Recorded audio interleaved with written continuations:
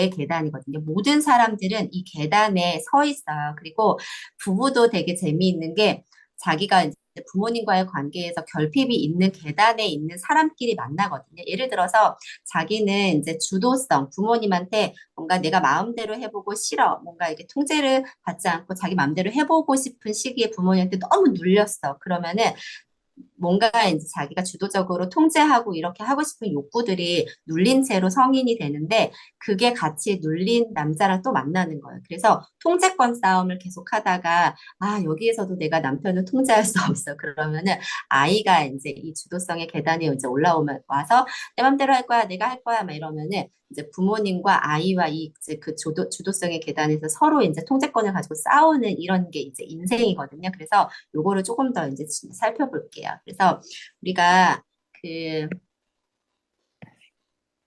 혹시 지금 펜 보이고 있나요?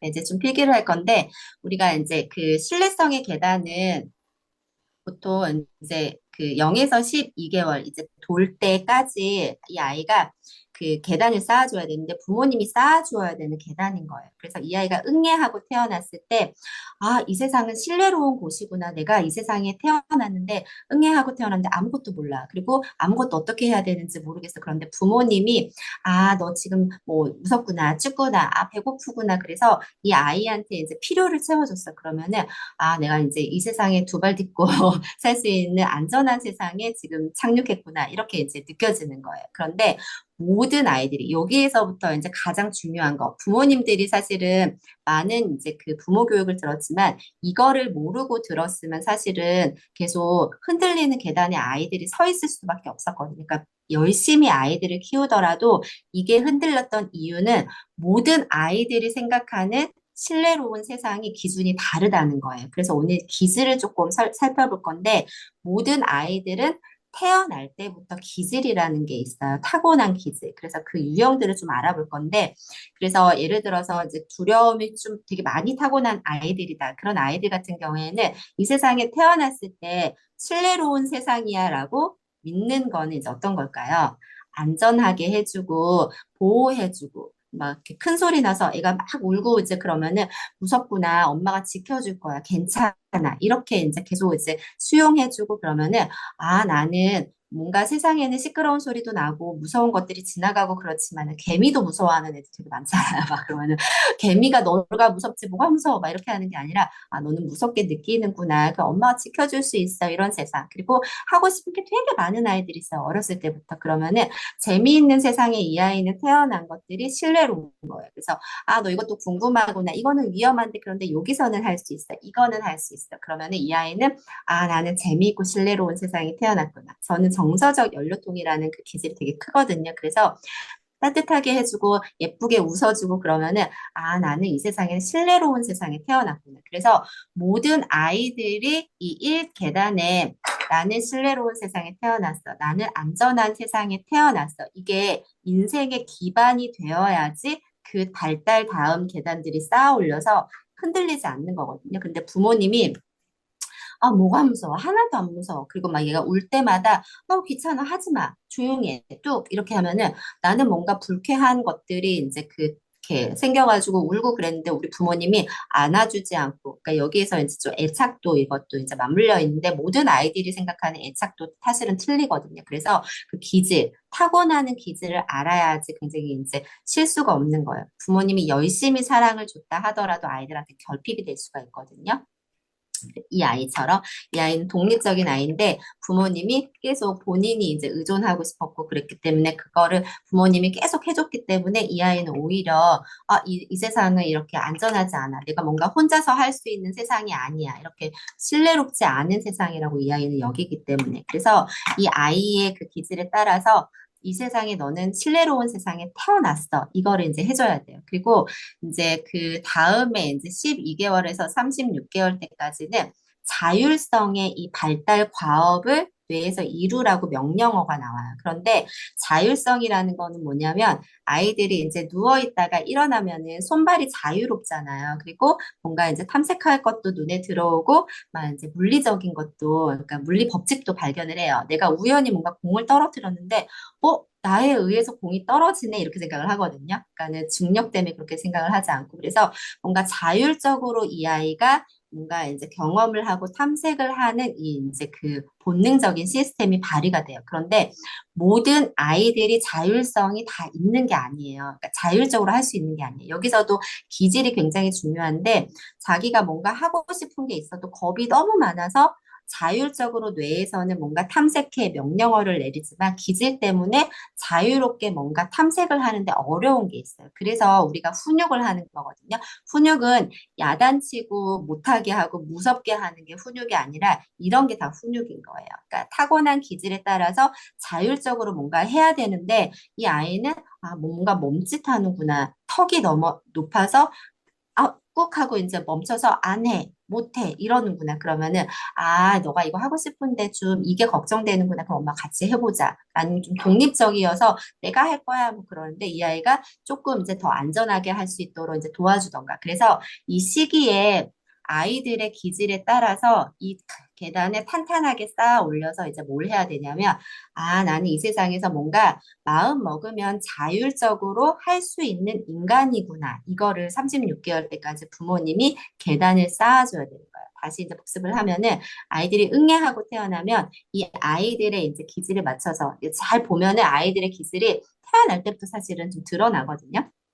첫째 나왔을 땐 제가 잘 몰랐는데 둘째, 셋째 이렇게 아이들을 나타나 보니까는 아이들은 태어날 때부터 자기의 이제 고유한 특성이 있구나 제가 알게 되었어요. 근데 아이들에 이제 맞춰서 이 세상이 탄탄하게 아, 안전한 세상이구나 하는 거를 탄탄하게 이제 세워주고 그 다음에 뭔가 이제 탐색을 할 때 아, 자율적으로 이 아이에 맞춰서 너무 의존적인 아이들은 엄마가 해, 같이 해, 뭐 이렇게 엄마 뒤에서 엄마가 먼저 해, 뭐 이렇게 하는 아이들 그런 아이들한테도 아, 이제 이거를 좀 의존하고 싶구나, 공감을 받고 싶구나, 계속 물어보는 아이들 있잖아요. 이거 해도 돼? 안 해도 돼? 뭐 이렇게 이제 물어보는 아이들한테, 아, 너는 그게 이제 그 지지를 받고 싶구나. 그럼 이제 이 아이를 지지해주면서 아이들에 맞추어서 세상을 좀 넓게 탐색하도록, 그리고 이제 너무 융통성이 없게 타고난 아이들도 있어요. 그런 아이들에 이제 맞추어서 우리가 오늘 이제 시간이 없으니까 이걸 다 보지는 않을 텐데, 어쨌든 아이들에 맞추어서 저희가 이제 기질을 한번 볼 텐데, 우리 아이한테 해당되는 거를 한번 이따가 이제 좀 머릿속에다 넣고서는 아, 우리 아이의 이 어린 시절에 우리가 신뢰성, 자율성, 주도성, 근면성의 계단에 우리 아이는 기질에 맞춰서 내가 무엇을 좀 부족하게 해줘서 지금 계단이 흔들리는지를 이따가 체크를 해보시면 돼요. 그래서 요 시기 때까지는 자유롭게 뭔가 더 많은 탐색, 기질에 따라서 한계가 있을 수도 있고 너무 자유분방한 애들도 있을 수 있고 그래서 이 아이들에 이제 맞추어서 저희가 이제 그래서 아이들에 맞춰서 양육하고 훈육하고 교육하는 이런 모든 시스템 이제 저희들이 그런 일들을 하는 일들을 하거든요. 양육 코칭 전문가들이. 그래서 아이들에 맞는 계단을 탄탄하게 쌓아 올려서 이제 기질과 상관없이 이제 초등학교가 되면은 초등학생이 되면은 근면하게 자기 생활을 할 수 있도록 저희들이 계단 쌓아주는 일들을 하는 거거든요. 그리고 이제 마침내는 이제 36개월이 되면은 내가 할 거야. 싫어. 안 해. 막 이제 주도성의 계단에 이제 나타나요. 그래서 이 계단에서는 주도적으로 내가 뭔가 결정을 해서 할 수 있는 이때 자아가 생기기 때문에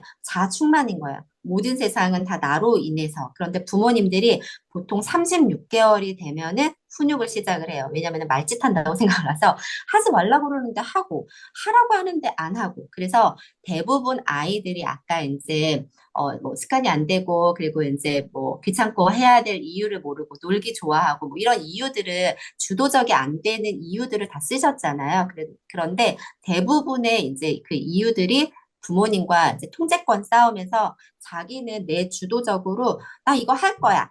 내 맘대로 이렇게 하고 싶어. 이런 마음이 생길 때 부모님들이 여기에서 하지 말라 그랬지. 이 소리 아세요? 방울뱀 소리.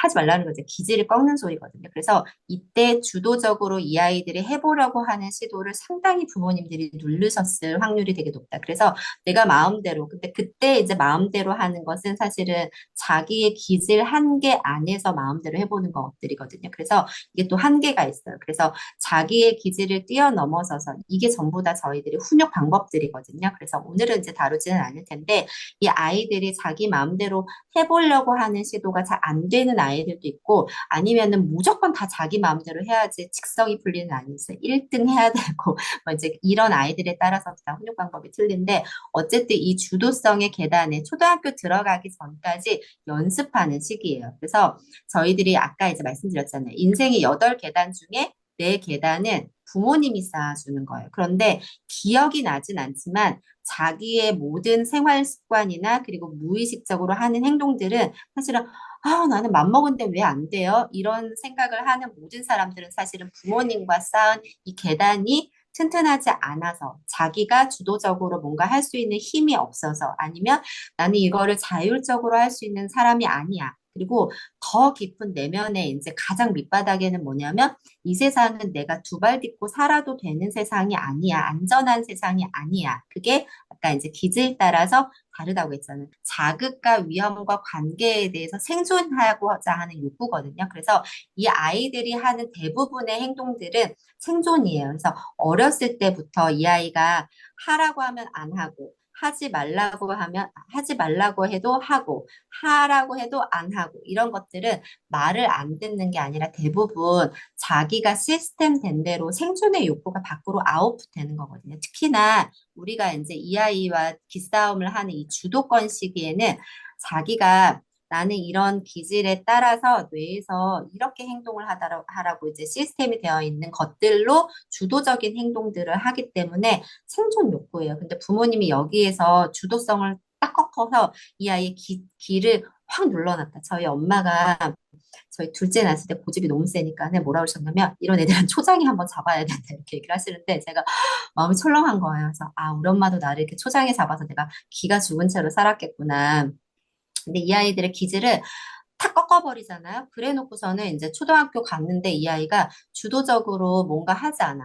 하고 싶어 하는 게임이나 이런 것들은 사실은 어렵지 않죠. 그런데 하기 싫은 일을 뭔가 도전하거나 그리고 해야만 하는 일들을 뭔가 해내거나 하는 것들은 사실은 여기 신뢰롭게 나는 이걸 할 수 있는 사람이야. 부모님이 탄탄하게 만들어주고 그리고 내가 뭔가 자유롭게 이런 걸 하는데 나는 기질로는 보면은 자극에 대해서 조금 두려움이 되게 많아. 아니면은 뭔가 다른 사람들이 이거를 해도 되는지 아닌지에 대한 승인이 좀 필요해. 아니면 난 독립적으로 하고 싶은데 자꾸 하지 말라고 하면 기분이 나빠. 이런 것들이 다 기질이거든요. 그래서 그런 거에 맞춰서 부모님이 너 그렇게 네 마음대로 하고 싶은 애구나. 그렇지만은 마음대로 하고 싶은 그 마음이 나쁜 건 아니지만은 다른 사람들한테 피해 주지 않는 방법에서 네가 할 수 있는 방법들은 그럼 우리가 같이 생각을 해보자. 그래서 이 아이가 스스로 더 나은 방법으로 주도적으로 할 수 있는 거를 부모님이 가르쳐 주지 않으셨다고 하면은 요 계단이 탄탄하게 쌓아지지 않았기 때문에 지금 현재